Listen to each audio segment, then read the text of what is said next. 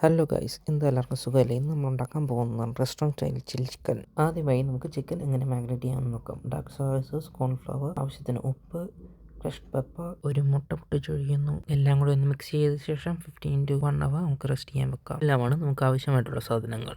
ആദ്യമായി നമ്മൾ ഇഞ്ചി അരിയുന്നു, അതിനുശേഷം വെളുത്തുള്ളി, അതിനുശേഷം ഒനിയനും ക്യാപ്സിക്കവും നമ്മൾ സ്ക്വയറായിട്ട് വലിപ്പത്തിലാണ് അരിയുന്നത്. അതുപോലെ തന്നെ ചൈനീസ് വിഭവത്തിൽ ഒഴിച്ചുകൂടാനാവാത്ത ഒരു ഐറ്റമാണ് സ്പ്രിംഗ് ഒനിയൻ. സ്പ്രിംഗ് ഒനിയൻ നമ്മൾ പൾപ്പും അതിൻ്റെ ഗ്രീൻ പാർട്ടും വേർതിരിച്ചരിയുന്നു. പിന്നെ ഒരു സെലറി ഉണ്ടെങ്കിൽ അതും ചേർക്കാവുന്നതാണ്. അടുത്തതായി നമുക്ക് ചെയ്യാനുള്ളത് നമ്മുടെ മാഗ്നേറ്റ് ചെയ്ത് വെച്ചിരുന്ന ചിക്കൻ ഡീപ് ഫ്രൈ ചെയ്തെടുക്കുക എന്നുള്ളതാണ്.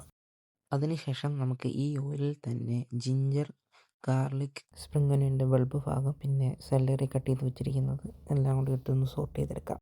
ഇതിലേക്ക് നമ്മൾ കട്ട് ചെയ്ത് വെച്ചിരിക്കുന്ന ഒനിയനും ക്യാപ്സിക്കവും ചേർത്ത് കൊടുക്കാം. ഇതൊന്ന് സോട്ടായ ശേഷം നമുക്ക് ഇതിലേക്ക് ഡാർക്ക് സോസ്, കെച്ചപ്പും ചില്ലി സോസും ചേർത്ത് നമുക്കിതൊന്ന് മിക്സ് ചെയ്തെടുക്കാം.